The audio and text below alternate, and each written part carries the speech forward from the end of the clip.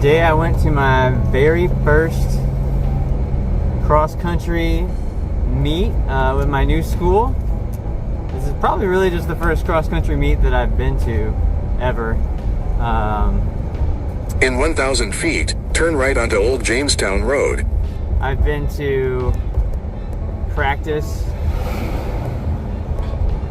races at my old high school that I used to be at, and I've been to track meets now, but this is really the first Turn right onto Old Jamestown Road. First big cross-country meet that I've been to. I had friends that went to this meet up in Florissant when I was a teenager, and I always heard that this was a really tough one, but Continue for 2 miles. Haven't ever been here. And so today I went to my very first, I forget the name of this invitational, but my very first cross-country meet at Sioux Passage Park in St. Louis County Park up here. And a lot of my AP Stats class is on the cross-country team. Shout out to you guys. They actually asked to be on the pod, so here's what they had to say about the race. I'm feeling really Gucci today. This hill was challenging, but me and Graham pushed through that hill. We both medaled. I finished my race with only 1 spike on, and it was incredible. Graham got 34. I mean, it was just an awesome race today. Whole team's doing good. Whole squad's good. Mr. Baker's a great educator.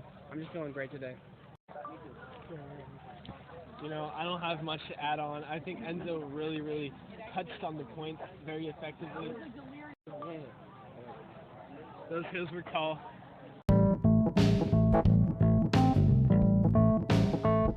Thanks, guys. Shout out to you. It's great having you as students. But back to this.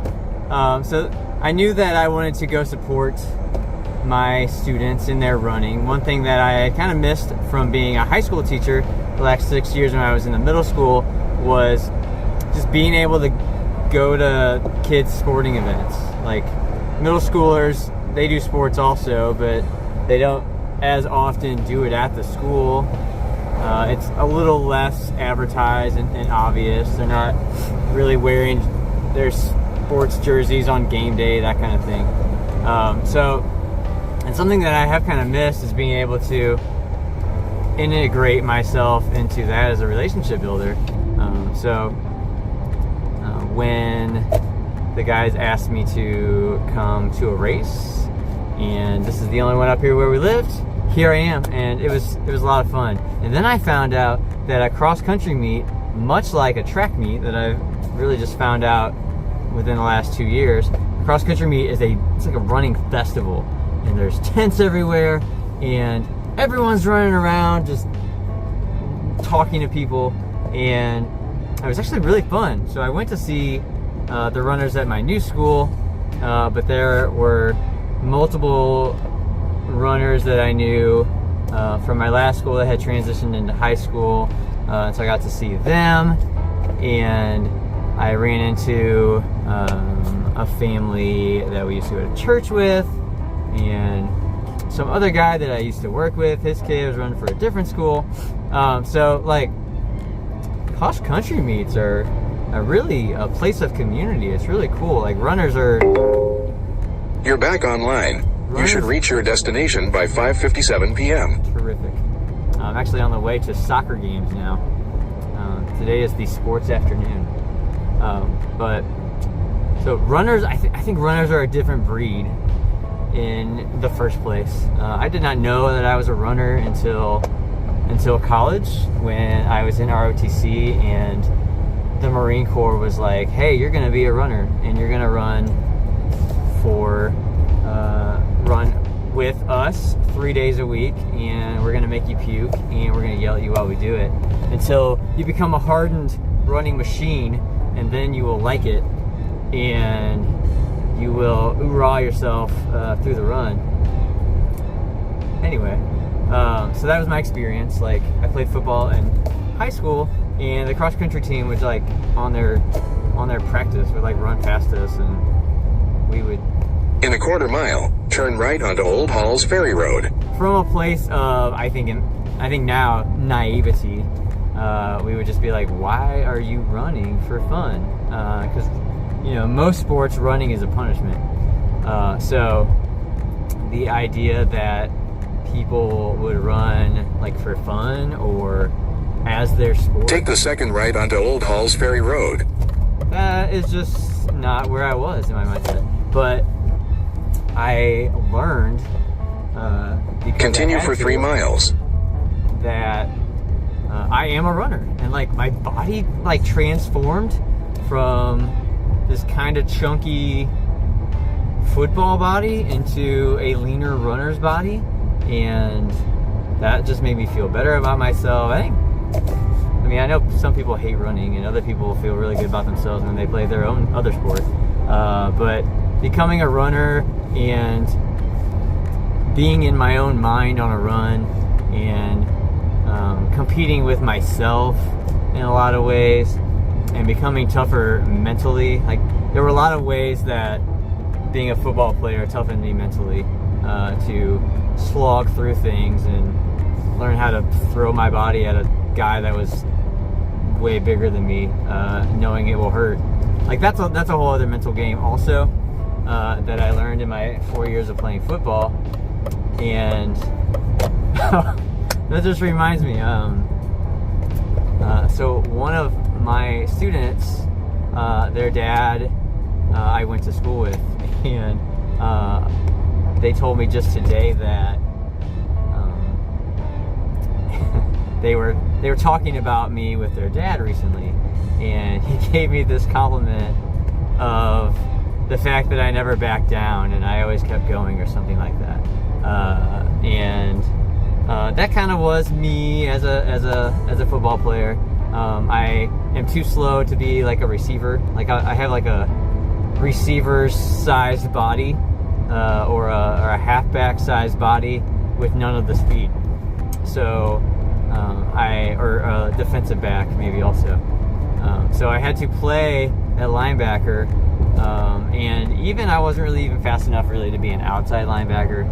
If I'm losing you on the football stuff, sorry. So I had to play in this position where normally guys were heavier and taller and oftentimes stronger than me. And so there was a lot that I had to learn about just like mental toughness and physical toughness going against those guys that were bigger than me and were going to crush me unless I was really good with my technique and my form. So that student said that their dad had said that, and I chuckled. And I told him, I said, the reason that your dad said that was because he was always bigger than me, and he knows that he hit me very hard multiple times, but I still showed up. And that was just really funny. Like, that was the best compliment that he probably could have given me. Was that, because that is what I did in sports, and I think that aspect aided me when I became a runner also, and that's what I admire about running also, is it just requires so much mental toughness if you're going to be really good at it, because there's a lot of research that they've done in the past 20 years or so about running and how cultures in I think like northern Mexico, like the Chaco Canyon or something like that, like they just like run like endurance marathons like every day. It's just like what they do. And so they've done a lot of research into, there's a couple other cultures in the world like that, I think, that they just do ultra marathons just all the time. And so as people researched and disciplined themselves to become better ultra marathons, they've been studying these people and what they do with their feet and mentally, and it's like how they train their bodies and that kind of thing. And I forgot where I was going with that. But oh golly, yeah, I just lost that. So I admire runners. Oh, that's what it was. According to that research, in a lot of ways, humans developed as runners. Like when we were, quote, hunter-gatherers, when we were hunters, and before people started settling into cities, and before we had shotguns and really good bow and arrows to catch deer, we did this thing that some cultures still do, where a group of men, maybe even women, I don't remember, they would run in like this pack, kind of like wolves, and in this pack they would kind of take turns In being a quarter the faster mile, one. slight right onto Charbonnier Road. They would take turns being the faster one or coming back to the pack, so that there was always somebody chasing down this deer or gazelle or whatever the thing is, so that there was always someone that was putting the pressure on this animal to run faster. Make a slight And, right onto Charbonnier Road. like, apparently humans are like one of the few species that can regulate their breathing separate than their running. So what you do is In a quarter mile, turn left. you make this animal just give itself a heart attack because it doesn't have time to slow down and rest, and that's just so fascinating. And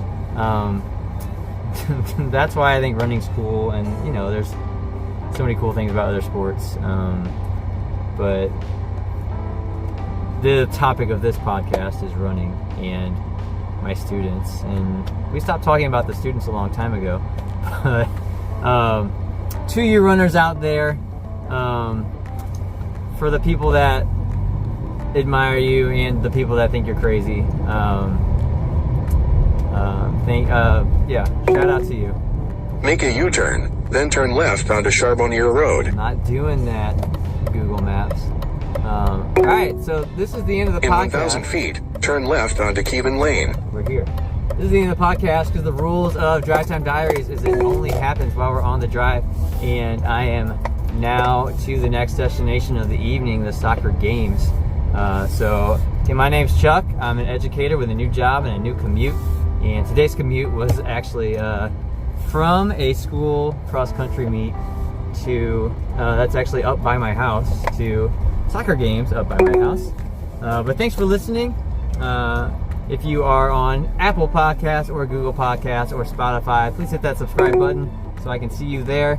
If you really like this, send me a message. You can use that voice message on Spotify. You can catch me on Instagram at Drive Time Diary or Twitter at Chuck C. Baker. And I will see you on the next podcast. Take care driving.